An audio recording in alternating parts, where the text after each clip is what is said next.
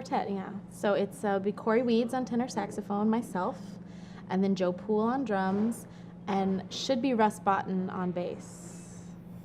Hopefully. Russ a little under the weather today. Okay. Well, Corey, if anybody can find a good bass player on short notice, it's probably Corey. Let's hope so. So I'm sure you'll have Vancouver's best one way or the other tonight. So congratulations on the album. Thank you. Thank you for sharing that with me. I had a chance to listen to some of it. It sounds fantastic. Thanks. And your dad is on it as well? Yeah, he plays trumpet and flugelhorn, I think, on 4 different tracks. Okay, yeah, he sounds very good too. Thanks. So you definitely have it in the family, obviously, Yeah, huh? definitely. Well, I have a very unique story. I know that it's very special. Of course, as I grew up with my father as a musician, and with his friends. His closest friends were like Clark Terry, Major Holly, Marshall Royal. So those are the people I grew up around when I was a little girl. And his whole life, was all about jazz, is all about jazz.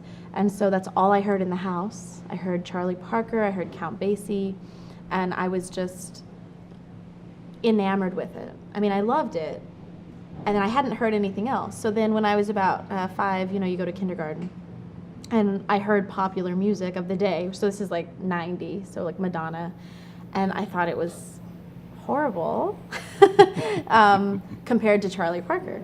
So I was going into kindergarten show and tell with like my Charlie Parker CDs and tell my friends, like, you guys have to check this out, because it just really, I loved it, and it spoke to me, and I wanted very much to be a musician, just like from very early on.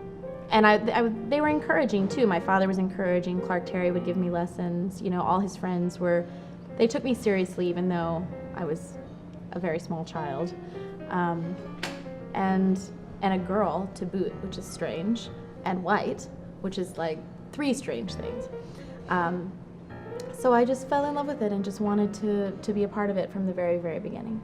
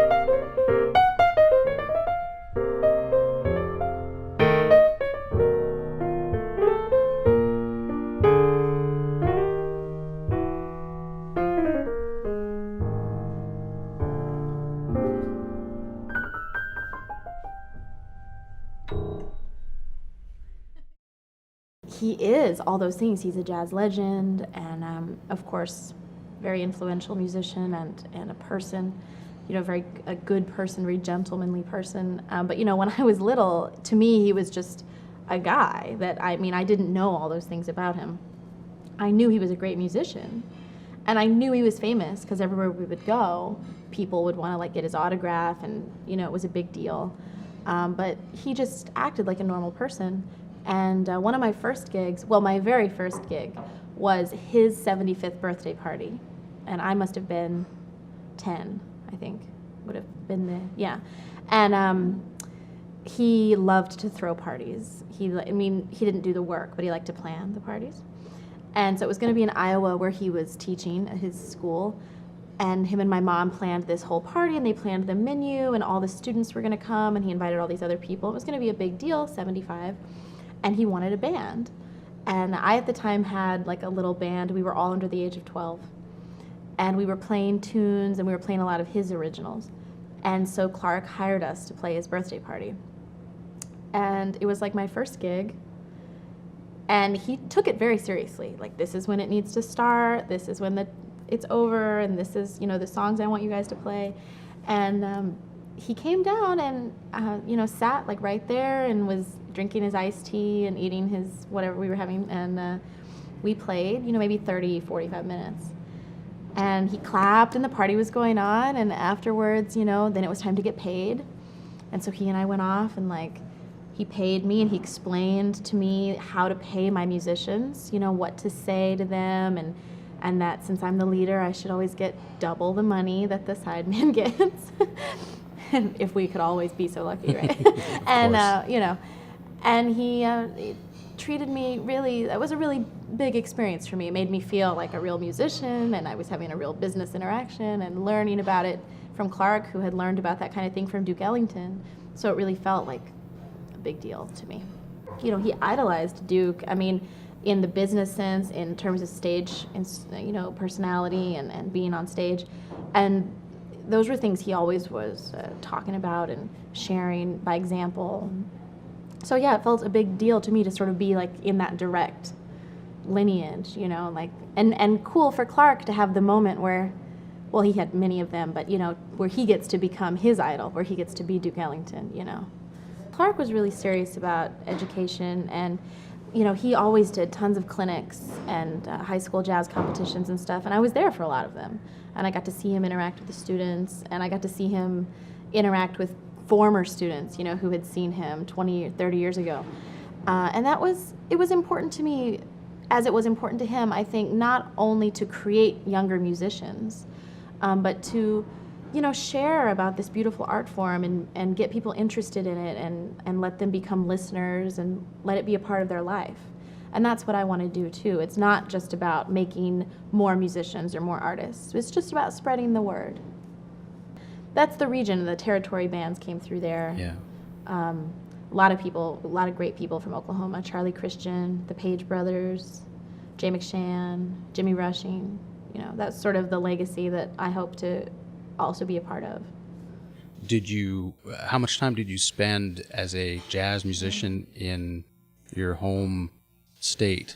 Well, quite a bit, actually. So we moved around a lot, and then we came back to Oklahoma. I was about 12.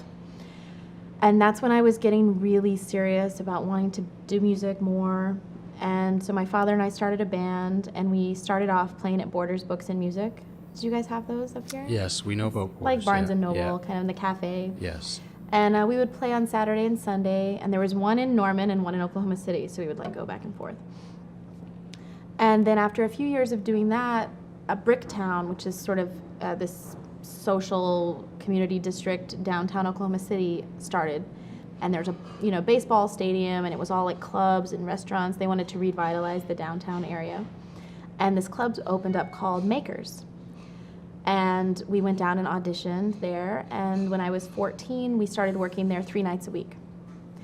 And I thought that was cool because that neighborhood, Bricktown, is very close to a neighborhood known as Deep Deuce, which was the black neighborhood in Oklahoma City, where Jimmy Rushing grew up, Ralph Ellison grew up, the great author. And so I felt really sort of into that connection of the same geography, 100 years later, or almost 100 years later. So in 2003, I graduated high school from Norman, and I moved to New York to go to school there. I finished my degree at SUNY Purchase, graduated in 2006, and that same month, I moved down into Manhattan and started working, and so now it's been 12, 13-ish years. That's a long time. Yeah, I loved, when I moved to New York, I moved there at a great time. I could go see Frank West, Jimmy Cobb, Louis Hayes, Cedar Walton, all the time. I mean, some of them are still with us. Buster Williams still with us, Ron Carter, but it was so exciting for me. I loved it. I was 17, and I was just the happiest person in the whole world. And I was lucky that I had already sort of started in Oklahoma, so I sort of had this foundation. And then when I came to school, SUNY Purchase is about 30 minutes north of Manhattan. So I was staying in the dorms at school, so I had a little bit of separation so that I could practice and I could focus more. Because you're right, when you're in the city, there's so many cool things to be doing and seeing, and then of course, you need to work. As soon as school is out, you have to make some money, and so then that's a distraction. That's right. That's right. Yeah. For a long time, when I was younger, it was really about the piano. So I had sort of this, I'll tell you this story because it was sort of very traumatic, but it's a funny story in retrospect. When I was 15, we played a jazz festival in Kemah, which is like near Houston, Texas. And the headliner was James Moody. And Moody, so we were right before him, and then he was next. And I sang, and I wasn't really playing piano at the time.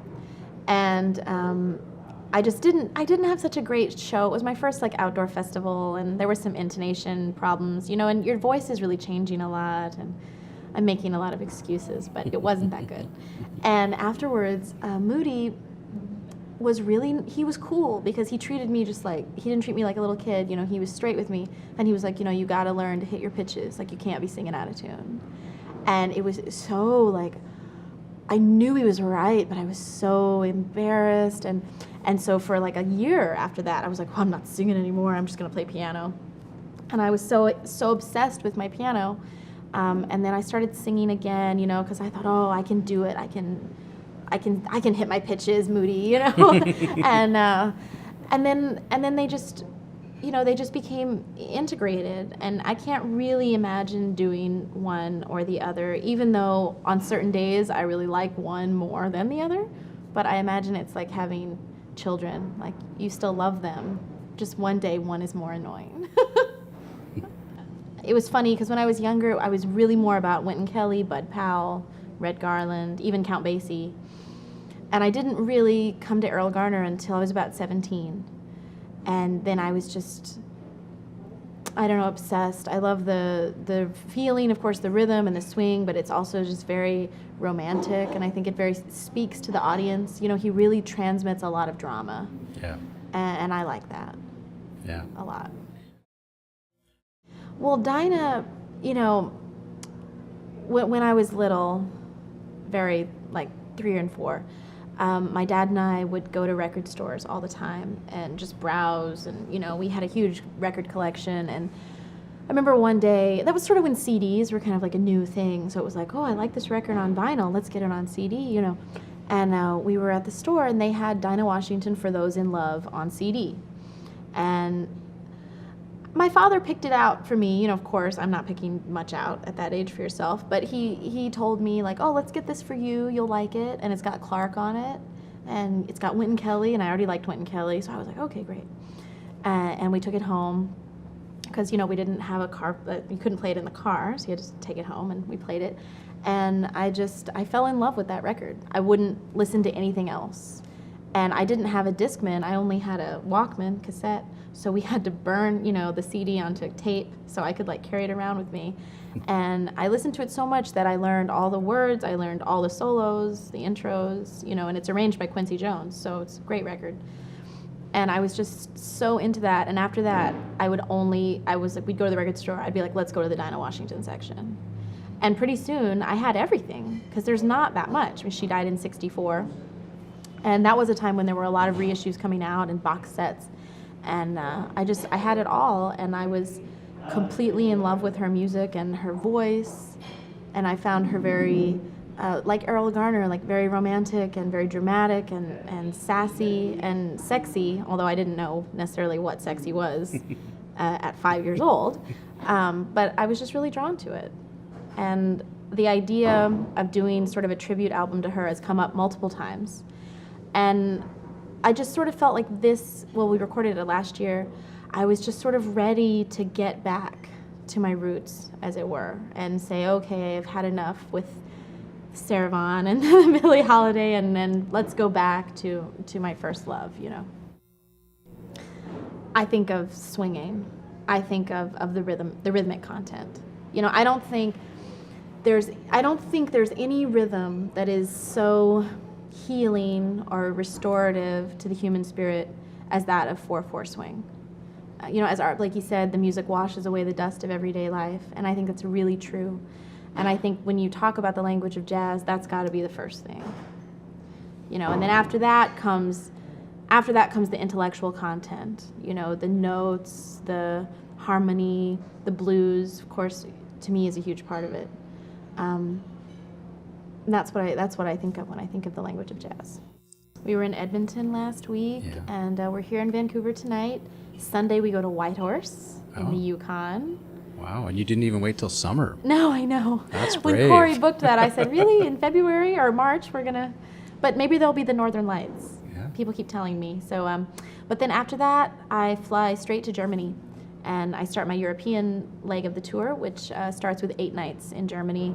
And then we go on to France and Spain, Switzerland, Austria. I think that's it. And then I come back to the States for some concerts in the Midwest. We start in Missouri and work around there. I'm actually going back to Oklahoma for the first time in many years to do a show, so that'll be exciting. That's fantastic. Yeah. Excellent. Well, thank you very much. I know you have to perform tonight, so and I know we're on the stage right now, Yeah. and there's performers coming up pretty soon. So I'm going to say thank you very much for spending the time with me this afternoon, Of and course. I hope that I can make it out to see you play while you're Yeah, here. please come. Thanks Yeah. for having me. It was wonderful talking to you. Thanks very much, Champion. Okay. Take care.